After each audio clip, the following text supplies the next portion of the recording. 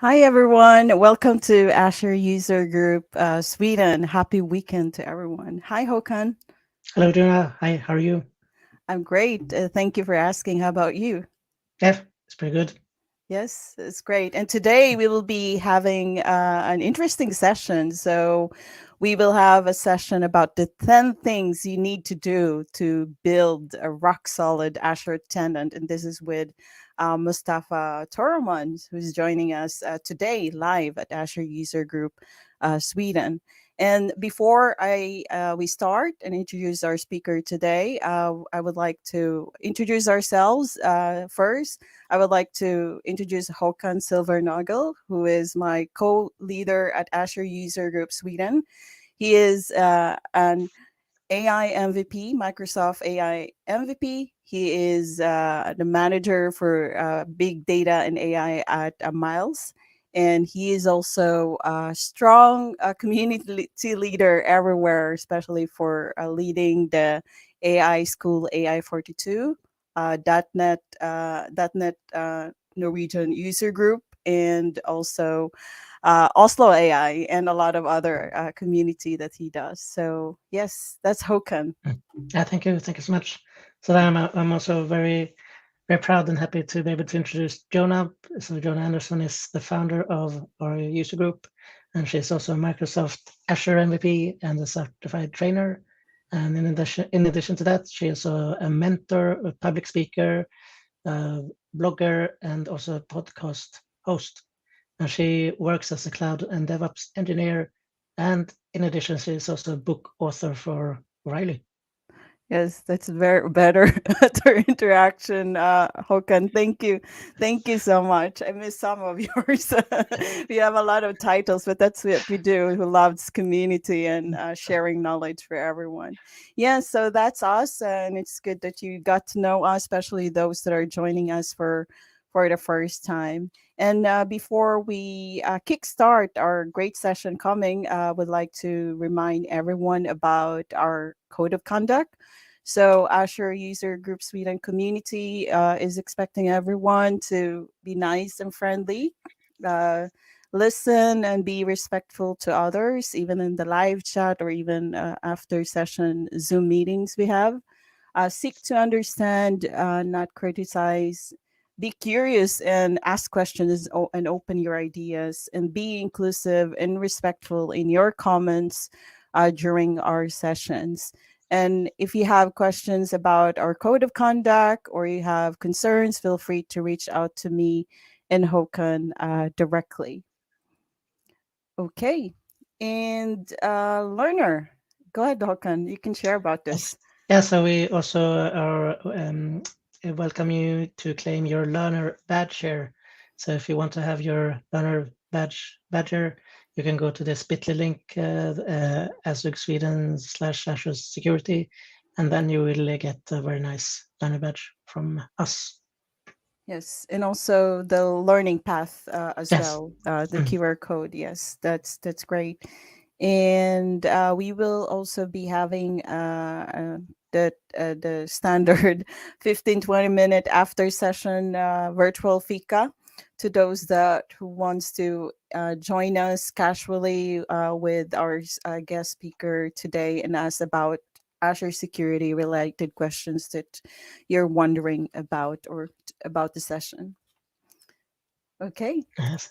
Yeah. Yes. So then I think it's time to introduce our guest here for today, which Yes. is Mustafa. Uh, Hello, Mustafa. Hi, welcome. Hello everyone. Yes. Hi, Mustafa. Welcome to our community virtually Uh, in Thank Sweden. you. Love Yes. to be here with you. yeah. Yes. Let Thank me you. just have a more formal introduction here. So Mustafa Thurman is a solution architect who is focused on cloud native applications and also how you can migrate existing systems to the cloud. And he's very interested in DevOps processes and also cybersecurity, and also an infrastructure as code enthusiast and DevOps Institute ambassador. And he speaks at many different international conferences about cloud technologies. And he's also been awarded some prizes here, and the Microsoft Azure MVP and the CSharpCorner MVP. And in addition to that, he's also authored several books both about Microsoft Azure and cloud computing. So we're Mhm. very happy to have you here. Yes, welcome. And that book is actually one of the security books that I have been reading as well, Mastering Azure Security, that Mustafa wrote with Tom. Yes. Okay. Thank you. Yeah, go ahead, Token. So do you want to say something about the session here today, Mustafa? What will you be talking about? Yeah, so 10 things you need to do to build a rock solid Azure tenant. What I try to do here is provide 10 basic tips that any of us can do tomorrow. Like once we go back to work, we should be looking into these and implementing them immediately. Obviously, security is a big topic, and cloud security I could probably talk about it for days. There's a book proving I know a Yeah. lot about that stuff, and I've been doing extensive trainings. And if we go deep dive, there are a million things we need to pay attention to.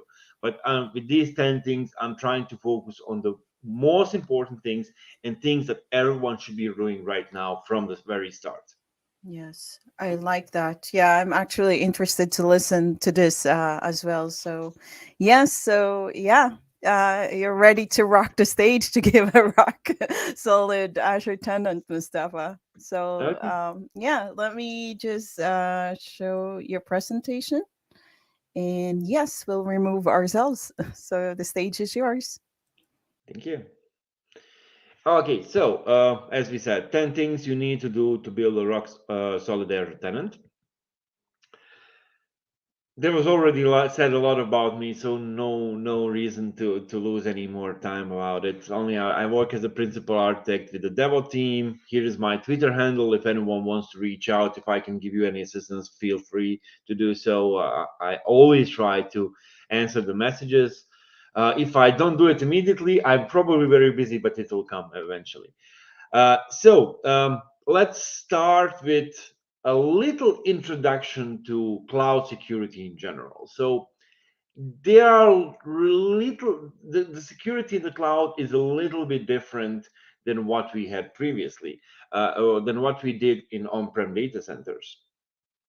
And looking at the construction of the Azure data center, it can be separated into few different layers. So the physical layer, where we are actually talking about the physical access to the data center, to the hardware where it's all running itself. It's kind of funny, like when we discuss the cloud, it's always like it's abstracting the hardware from our premise, from our locations, but there is still hardware in the background, right? So as they say, the cloud is just someone else's computer. So there is this physical aspect, and cloud provider is always protecting it in a possible way. Then we have infrastructure layer, where we have again many different things, like it's secured by design, operation security controls, compliance certification, industry leading standards, penetration testing done all the time, DDoS protection, forensics. It's all in place.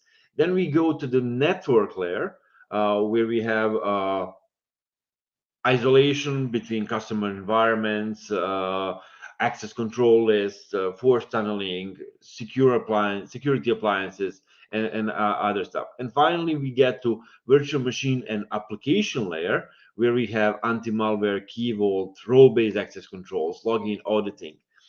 And from very beginning, when we discussed cloud security, we had a lot of discussions about um, how secure it is. And then there was like always this, especially from the cloud provider, it always came as a, yeah, it's very secure. You should always look at it like that's very secure in your local data center.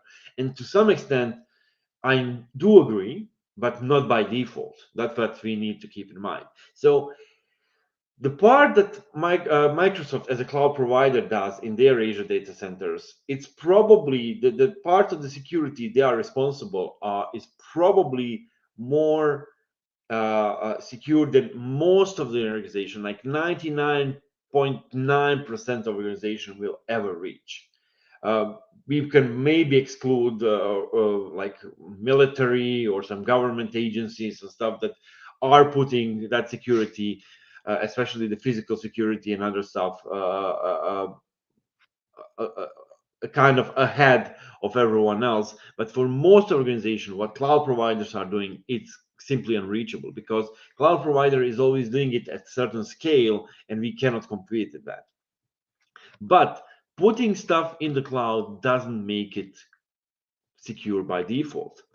We need to understand that there is this shared responsibility model in the cloud, and depending on which type of services are we using, software as a service, platform as a service, infrastructure as a service, what type of service we are using, it depends how much responsibility falls on us, right? So as I said, the part that Microsoft as a cloud provider is doing is going to be a top-notch industry standards, best possible security that we can provide in the local data center. But there are certain elements that we need to do by ourselves, right? So things like data governance and rights management, that's always going to be on our side as a customer. We need to control that plane, that no matter if it's software as a service, platform as a service, infrastructure as a service, we are only going to control that. Then we have different things, like when we discuss identity and directory infrastructure, then it's kind of becoming a little bit vaguer who controls what, like responsibility is a little bit shared. Then we have the application layer, which is again split. For software as a service application is going to be on the cloud provider, on the Microsoft. So if you are using Microsoft 365, that's on Microsoft. With the platform as a service, it's completely is split. Like parts of it are on our side, part of it on Microsoft.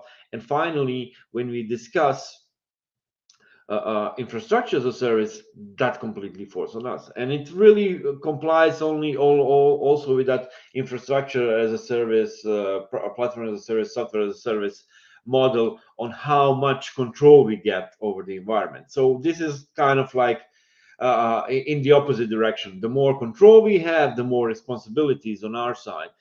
So more security we need to look into. Now, understanding that there is part of the security that is our responsibility, let's look at these top 10 things that we need to look at straight away, things that should be implemented on our side from the very beginning as soon as we are starting to use cloud. So first one is obviously MFA. I cannot emphasize enough how much important it is to enable multi-factor authentication for your cloud accounts.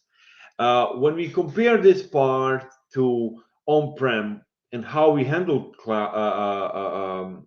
accounts in the on-prem environment, it was kind of like on-prem in general had this perimeter defense. So accounts were usable, and even if credentials are leaked and someone has gained your username and password in on-prem environment, they still needed physical access to the location, right?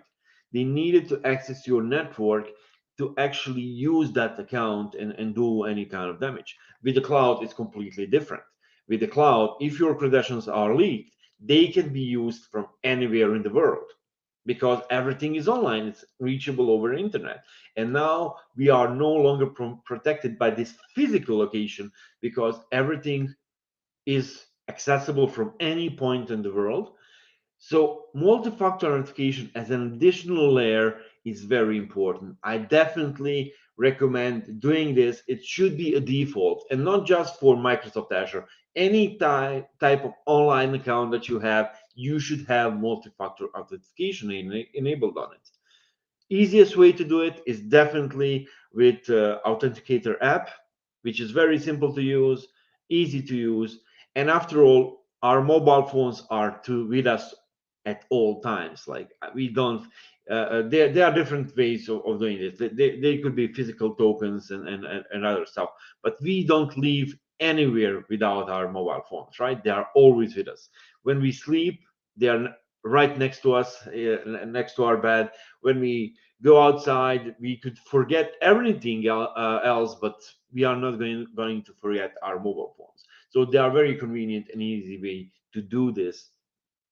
There are obviously other methods, but even with mobile phones, we can use call option or receive SMS code. Uh, However, I definitely recommend using Authenticator app, because when discussing that part, we definitely need to consider security aspects, and Microsoft Authenticator app is definitely more secure than having option of a phone call or SMS message, because SIM cards can be duped, they can be redirected, they can be duplicated, and it can prove to be a unsecure way of communicating. However, using app is directly on your device, it cannot be manipulated, and it's most way secure way of using through the mobile phones. And speaking of multi-factor authentication, we cannot definitely ignore the aspects of today's password-led push and uh, things like FIDO2 keys that can help us even further secure our accounts. So it's definitely also something to look at and something to use. Second part is used role-based access controls. This one, so this point and the next one are very much going into um, zero trust approach that we are going with the cloud. So zero trust approach is we want to verify everything, and we don't want to overextend our privileges, right? It also comes with a traditionally, when we look into two principles, it is like principle of least privilege and just-in-time access. So no one should have more privileges than they are required to do their work, and no one should have access when they don't need it, right? So role-based access controls comes with this least privilege option. With the role-based access control, we have different types of roles that we can assign on different access layers in Azure, so we can actually perform our role, right? So very often, and especially in on-prem environments, we kind of tend to overdo it with the permissions. We don't recommend doing that in the cloud, especially, again, zero trust, different approach than what we did in the on-prem environment. We need to focus more on security aspects with exposing everything over the internet, having access over internet, which makes it a little bit more vulnerable. So anyone should have this least privilege approach, where we are having enough to do our work, whatever our job is. It should be enough, but we don't get over the point. So assigning everyone with the owner permissions, not cool. We should not do it. We should find appropriate role on which we actually need to do our job, and assign it on appropriate level. They can be assigned on the management group level, on the subscription group, on the subscription level, resource group, or individual resources. So if I'm, for example, database administrator in my company, and I'm taking care of the databases, do I need management group level as an owner for everything? I don't think so. So assigning me with the with the role of the database administrator and someone who can do something with the data and perform different operations related to my role, that's much more appropriate. So there are hundreds of roles that are built in, and we are also able to build our own individual roles if we want to customize it even further. Also, what we need to remember is that we should more try to do group level access than individual accounts. So it is recommended not to assign these roles directly to accounts, but actually create groups that are doing that are shared, that have a shared level access level, and then assign these role-based access controls on the group level and assign individual accounts to those groups, which makes it much easier to maintain in the future, trust me. Okay, second one is privileged access management. I already mentioned that it's the previous one and this one are aligned with that, and this one is taking of this just-in-time access. So basically, if I have account that has a privileged access, so some kind of like privileged role, I'm a global admin or owner of certain resources or whatever, is it a good idea to have that opened, like available to me by default? So the scenario here is like still it's accessible over internet. So my cloud environment, I can open Azure portal, log in, and I can see the resources I have access to, right? So even we are taking certain precautions, like there's already multi-factor authentication, for example, blah, blah, blah, but there is still a chance that my account is exposed for whatever reason. There still is a chance it's exposed, that someone gained access to my account and is trying to do something. So the idea behind the privileged access management is that we don't get our privileged roles by default. We actually need to activate them. So basically, even when the bad actor is gaining access to my account and they are trying to do something bad in my environment, they cannot do it by default. So when they log in with my account, when it's compromised, that account will be simple user account. It cannot do any damage. So we are using things like privileged identity management, privileged access management to actually have those roles activated for a certain period of time, and then we can perform our job. So as I said, by default, I'm a regular user. If I actually need to do something, I can go to privileged identity management portal, activate my role, whatever it is. It can be an owner, global admin, security admin, whatever it is. And then when I'm required to do work with this particular role, I activate it for a period of time. And once the period is expired, I either need to extend it or it's expired and done. And we can also associate appropriate approvals with these roles to even further increase the security. For example, if we have security team, right? And everyone on the security team are required to activate their role, and they also need an approval from someone else from the security team.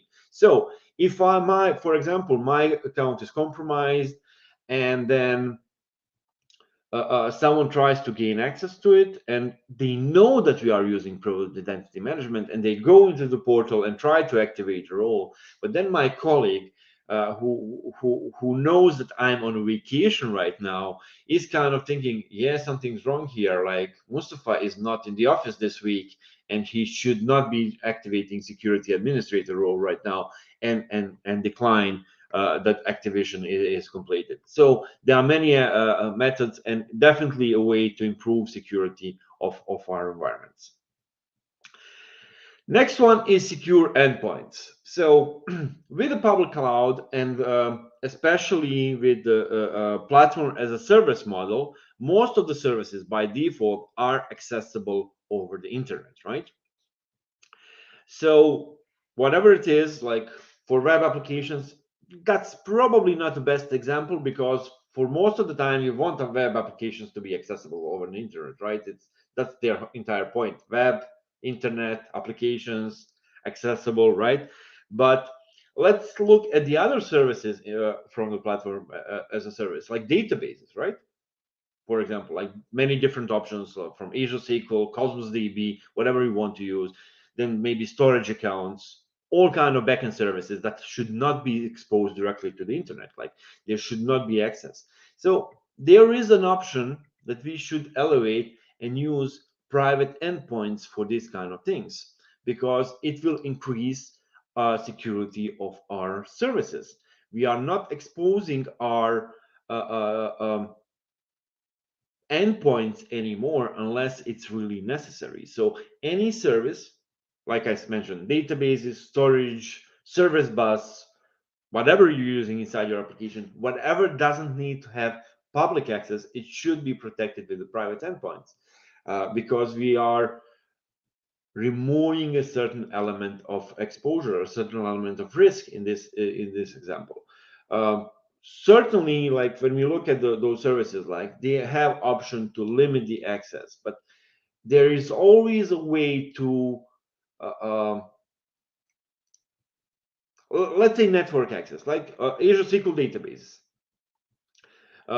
If I have an Azure SQL database, by default, it can be accessed. It needs to be accessed from somewhere, because if I just create an Azure SQL database and I need to create certain rules, IP rules that will allow access to the database, because without the access, it's just a database that no one can access, right? Not really cool. So let's say that I'm going to use my Azure SQL database together with app service, right? I'm going to have a web app with app service, and I want to give that web app access to that Azure SQL database. So I'm going to create this firewall rule saying, yeah, this is my IP address, this is my outbound IP address. I'm going to access it from here. All fine. I kind of limited the exposure. Most of the people cannot access it. So the database is protected. It requires connection to come from a certain IP address. But if you know anything about cybersecurity, then you can know that these things can be faked. I can fake that I'm coming from certain IP address. So that kind of protection might not be enough. So you want to take it a step further and put it on the private network, isolate your sensitive endpoints, put them on the private endpoints, put it inside the virtual network, and increase the security and allow only access from certain services that are also on your same network. Additionally, what we can do with the combination, use network security groups. So network security groups allow us to filter out the traffic and say what goes on this particular subnet or IP address. And also there's an option to use firewall to even increase the network filtering and create certain rules that will control the traffic entirely, both for inbound and outbound traffic, right? Now, one of my favorite services in Azure of all times, Web Application Firewall. I remember the first time I discovered this and how blown away I was with the service. So, Web Application Firewall is a service that comes along. It's basically a layer 7 load balancer that does additional filtering and checks and protection of your web applications. It can be used together with Application Gateway or Azure Front Door, and it can separate many different invalid requests, malicious requests coming to your website, filter them out, block them, and only provide access to valid requests. It's based on the OWASP top rules, so it's constantly updated. So rules are constantly being updated, and it's looking at the option like any type of cross-site scripting, SQL injection. It will be prevented from access. It will be blocked ahead, and it will not be allowed to reach your application. So on the web application layer, on the application gateway, these requests will be stopped. They will be halted, and then only valid requests will be forwarded. However, I want to remind you, like I'm also we mentioned in the beginning, I'm also DevOps Institute ambassador. I'm very into software development life cycle and how we need to build our application properly. So just because we have this tool that will protect us from certain vulnerabilities is not saying that we should ignore these vulnerabilities on the code side. So this is just additional layer, just additional protection for your web applications.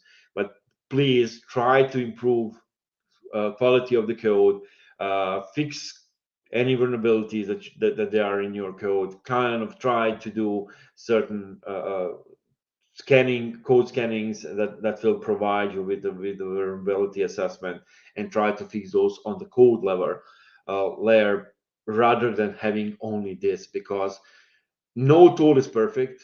Try to have it on every layer that is possible. So both application and infrastructure layer should work together to prevent any kind of malicious attack, and try to kind of minimize the exposure and the possible risk. Azure Key Vault, very cool service that you can do for a million different things. So Azure Key Vault can be used for secrets, password certificates, to store connection strings, used as an infrastructure as a code. Very cool service that can help us maintain all the sensitive information that are happening in Azure, right? So in on-prem environments, again, I'm constantly comparing, but that's what it is, right? When we discuss security, we need to compare these things. These kind of were approached again a little differently. Again, public cloud, exposed over internet, we need to take care of certain things. So Key Vault can help us in handling things like secrets, password certificates. So they are never exposed directly. They are encrypted inside the Key Vault, and we are providing services access to the Key Vault. Where they can grab these sensitive information, use them for our application, without ever exposing them in a plain text. So very important thing.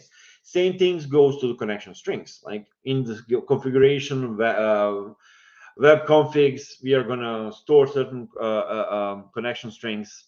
That's not a best way to do it. Rather than that, we can store them securely in the Azure Key Vault. We provide access to our Key Vault to a service. It can go in, grab connection string, and never expose it in a plain text. And similar thing goes to infrastructure as a code. I am a big infrastructure as a code enthusiast. I love the aspect.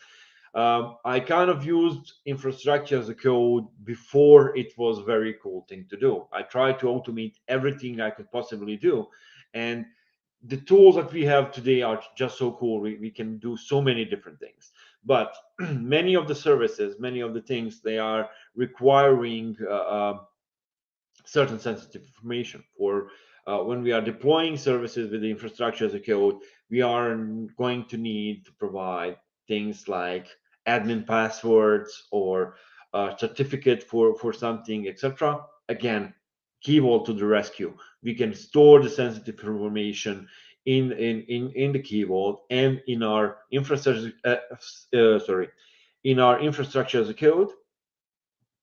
We just reference where the Key Vault is. This way, these sensitive information are never exposed, because let's say if I'm running infrastructure as a code, if I need to provide an admin password, and if I just type it in the repository, not the best way to do it. We must agree on that, right? Not a cool way to do it, because anyone who gains access to the repositories automatically gains the password. Again, if you are looking at the best practices, very limited number of people should have access to production environments, right? For the test, for the dev test, even pre-prod, we are a little bit more open. People can access, can go in there, try to troubleshoot, etc. Access to the production should be very limited. So if I'm having my production code in the same repository and I kind of deploy it and the sensitive information are there, not a good idea. So rather than that, we use Key Vault, and with a Key Vault, we protect it with the infrastructure as a code as well. Next one, again, Key Vault. Encrypt your data. You want to encrypt your data everywhere, all the time. We want data to be encrypted. So we need to remember that with Azure, data is encrypted by default. So data is encrypted by default, and any kind of data service that you deploy, it's going to be encrypted by default. Let's again take, for example, Azure SQL database. By default, when you created Azure SQL database, today it's going to be protected with TD, transfer database encryption. That wasn't always the case. So back in the day, and that was some years ago, you didn't get the encryption by default. You needed actually to enable the encryption to have it. It was not a default option. Today, by default, if you create it, if you don't specify anything, it will be encrypted with the TD. However, that encryption is done with Microsoft Managed Keys. So what happens, for example, with that data if it's exported outside Azure? So if I want to do my backup and want to export it, what's going to happen? It's going to be unencrypted. So it kind of breaks this principle of encrypting data everywhere, both in Move and in REST. We want data for applications to be encrypted at all times. So if we encrypt it with the Microsoft managed keys, first of all, any kind of export of data that we do, it's not going to be encrypted anymore. Simple ways, like if I'm exporting it outside the Azure. So if I want to download that backup of that database to my local machine, right? I want to do something, I want to restore it locally, whatever. If it's encrypted with Microsoft Managed Keys, I cannot decrypt it anymore, right? Because I don't have the keys. So if it's still decrypted, it breaks the purpose. So it's going to come out unencrypted, right? Already decrypted from the Azure. The second part is many organizations and many industry standards are questioning if we should trust this Microsoft to encrypt data with their keys, because that means if Microsoft owns the keys, they are able to decrypt the keys as well, right? They are able to decrypt the data. So it is recommended to use our own encryption methods. We use Azure Key Vault. We have encryption keys inside our Key Vault, and then use those keys for encrypting the data. First of all, exported data will no longer be unencrypted because we now own the key. We can use the key to decrypt it. And the second part is also now we own the keys. If we want to go a step further, there are also hardware modules with a Key Vault that can take this step even further, and the encryption is double, and no one can actually access our keys in any way. Okay, number 8, Microsoft Defender for Cloud. One of my favorite services, and I wrote. John mentioned that I wrote the book together with Tom, who is he's he's a program manager for Microsoft Defender for Cloud. So very cool service, and the purpose of this service in Azure is to provide you with your security posture. So what Microsoft Defender for Cloud does is it takes your current situation. So what is the state of your resources, and how does it compare to the best practices and recommendations? And then it provides you with certain security score and with recommendations how to improve it. So if I go, I don't know, if I deploy the storage account and that storage account is publicly available, so it's accessible over the internet, and then it's unencrypted, and I don't know, let's say that those two are enough. Microsoft Defender for Cloud will flag that storage account. It will bring my secure score down. It will say, yeah, your secure score sucks. You need to improve. And it will also provide. It would also provide me with a recommendation what I need to do. So if I went to the recommendation, it will list my storage account and say, okay, first of all, you need to kind of create some kind of network controls for your storage account. You should not be exposing it to everyone over the internet. And the second part is you need to encrypt that storage account as soon as possible. So Microsoft Defender for Cloud is for giving you some kind of security baseline. So it compares all your resources to what's recommended from Microsoft, and then provides you with the list of things that you need to improve. So very cool and very useful to do. We can also track regulatory compliance. So if we are aiming as an organization to reach certain compliance standards, so if we are looking into ISO 27001 or PCI DSS or whatever, there are several dozens of those industry standards. We can track down how our current situation compares to any of those standards. And now, when we are speaking with Microsoft Defender for Cloud, I cannot exclude but mention a thing that is kind of a natural extension of Microsoft Defender, and that's Azure policies. So how does Microsoft, or how does Microsoft Defender for Cloud provide you with those recommendations and the list of resources that are not compliant and extra? It's basically using Azure policies. Those are Azure policies in audit mode. So they are telling, okay, this is the best practice. You're not doing the best practice. I'm just auditing here and listing you with the resources that are not compliant with what we are recommending through this Azure policy.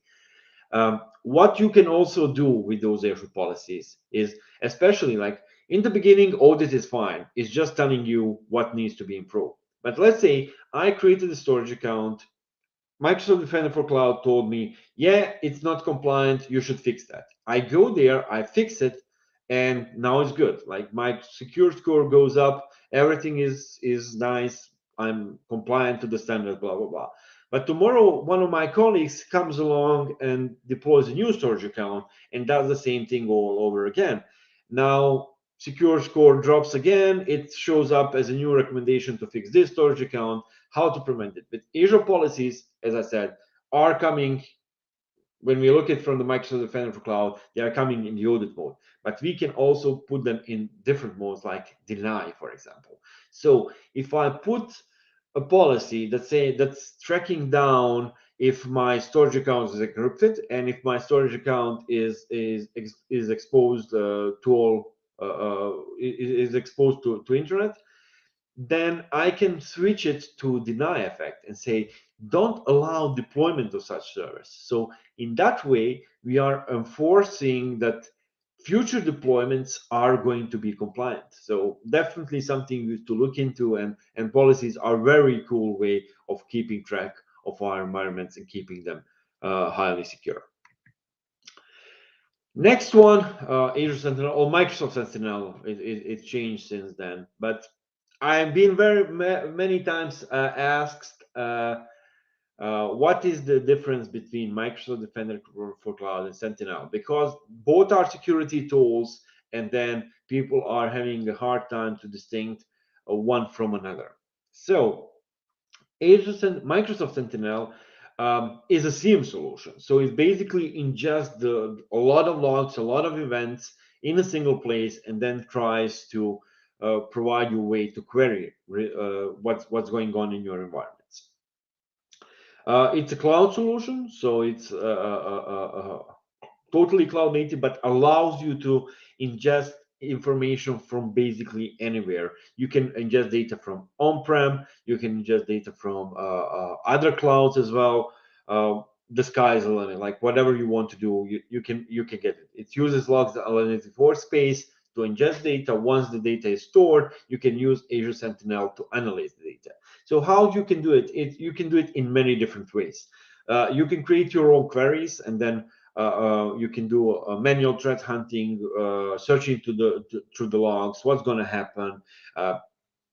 Very recommended to actually create some kind of dashboards that you can track down what's going on in your environment, how to it's easier to detect anomalies. But the best part of all of this is it also leverages machine learning, right?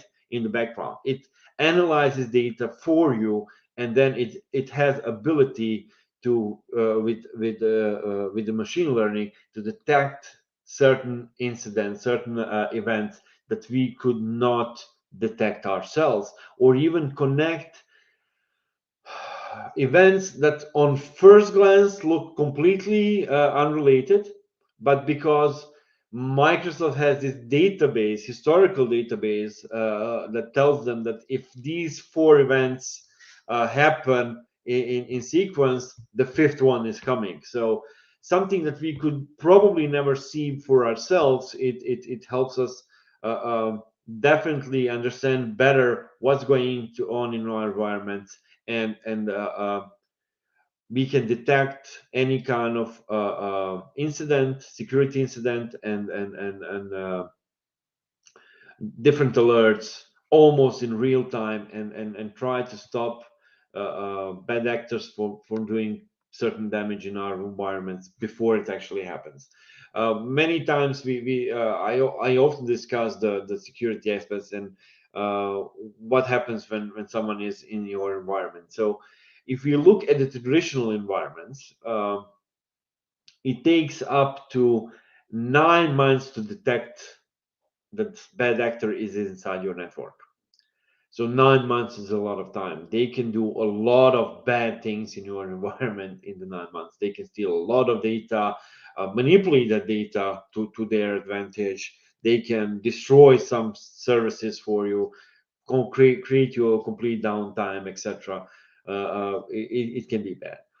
On the other side, that amount of time that bad actors spend in your cloud environment is decreasing, because we have all these cool tools, right? We have very interesting ways to protect ourselves today. We have behavioral analytics, machine learning on your side. We can analyze huge sets of data in near real time and detect things that are happening across our environments.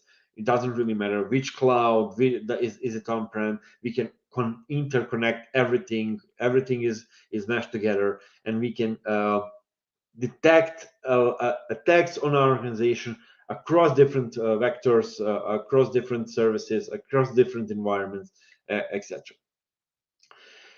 But even with all of this, we come down to the last point of this talk, and I believe the most important one is, and it's train. Try to train people all the time. We need to keep learning and understanding what's going on in our client environment at all times. This is the most important thing that we need to remember, to keep progressing, keep learning, and spread that knowledge across our organization. Because when we look at it, like, as I said, we have all these nice new tools, different firewalls, behavioral analytics, machine learning, and then we have a user, which remains to be a weakest link. So we need to train users. But also, as IT professionals, we also need to keep training and learning all the time. One thing that is constant is in cloud is a change. So cloud is changing all the time. I've been using Microsoft Azure from its very beginning. So from before it became globally available. And when we look at how Microsoft, it wasn't even Microsoft Azure in the day, right? It was first Red Dog, but it went globally available with the name Windows Azure. Then we got Microsoft Azure in the end. But so the names even changed, but and how it looked, it was completely different. It was very few services, very limited, and now we have this entire stack of security services available to us, right? We have all these, like Microsoft Defender, Sentinel, Azure policies, different security tools, right? That Azure Firewall, for example, Web Application Firewall, those are the security services. And then every every service on itself by itself has also some kind of security feature enabled. Like I mentioned, Azure SQL database or storage account. I mentioned them several times. So you have option to limit the access to those services over firewall, or we can encrypt those services, or use our own keys to encrypt those services. Or when we look at the web application, like for app service. Like we can control what version of the TLS, we can enforce HTTPS that is used on our application, we can use our certificates to encrypt the data, etc. Excuse me. So both from our side, so us as IT professionals, we need to keep track of what's going in our environment and what are the new stuff, new things that are available for us, right? Because a lot of these services are coming along. They are constantly progressing. They are getting new functionalities. New services are released. We need to keep track of that. So what is the new service? Can I use it? Does it provide me an edge when it comes to my security? And the second part is we need to train our users to know what to do when something goes bad and how to react. Phishing emails are going to come all the time. There's no way to protect ourselves, but teaching our users how to react when they have a phishing email is a key way to move forward. Okay, I don't know if you have any questions.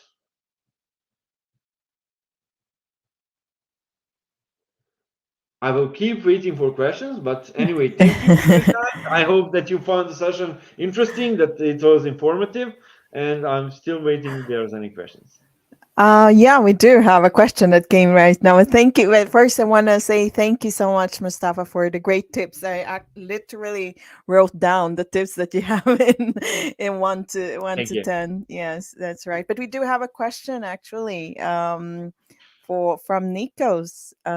Yes, Nikos asks, which tool should I use to check what is open in my VNet? Okay, so what is open? So the VNet itself should tell you what is open. Like if you go to network security rules, you should see what is open on the individual subnets of your VNet.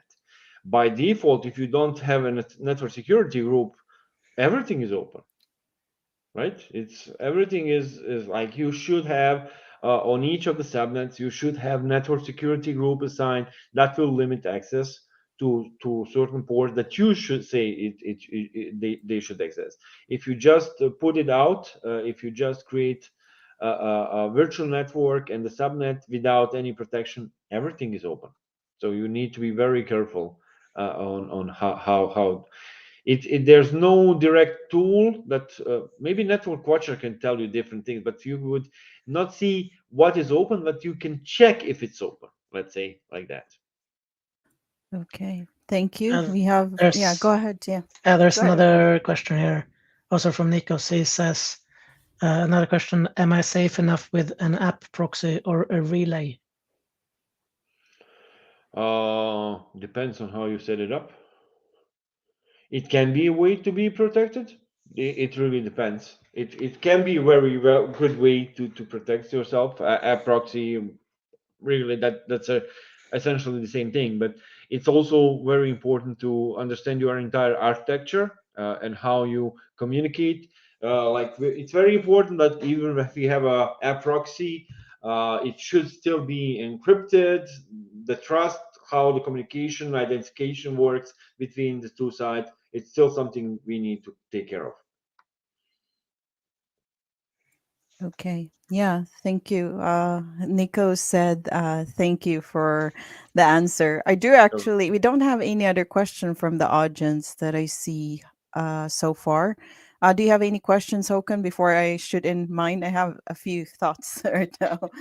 Yeah, yes, because I really like this. It was very Mhm. comprehensive Yeah, presentation, Mustafa. very But good.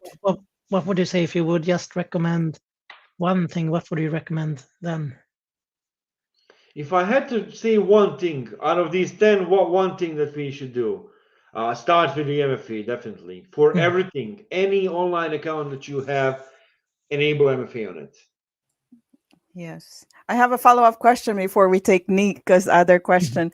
So I use actually MFA, so I have the authenticator up and I do have the FIDO key. Okay. And one of the things that I wonder that I'm curious about, maybe you can answer this. What if you lose your phone? I mean, you have this authenticator up. Is there a way to back up your authentication details on the phone? Just You like having a should. break glass account in Azure, for example. Yeah. Does it So work? basically, what you should do. So as an admin, there are ways you can handle it, right? Yeah. As an admin, there are ways. Like you mentioned, bro.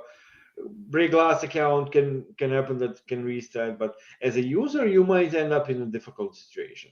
Like Mm, as a regular user, what happens if I use my account? Yeah, you can probably reach out to your admins, and they will be able to reset your authentication, requesting you to register again on the next sign in. But I also recommend having additional way to verify, right? mm. Besides your mobile app, it is good to have something additional. Like you mentioned, you also have a FIDO key, Feeder. right? Yeah, So you that's right. can switch between those two. My authenticator app you can be your default one, and you can have a FIDO as a backup. So Mm, if your authenticator you lose your phone, whatever, you can go in with your FIDO key and then disable the second authentication method, and register a new phone or whatever you need to do. yeah, that's right. So you always use two methods at least. Yeah. That's my recommendation. And SMS also. I think call or an SMS, the It could MFA, be. yes. I mentioned that out of the mobile options, app is the most secure, right? But you Mm, can have different methods. Like with the phone, you can have SMS or a phone call, but you can have additional email registered as well, right? Where you can receive a code on your personal email, different from your work account or whatever. So it's also something you can do. So there are different methods you can set yeah. it up. All right. Thank you. All right. Let's show another question from Nikos. Okay. Yeah.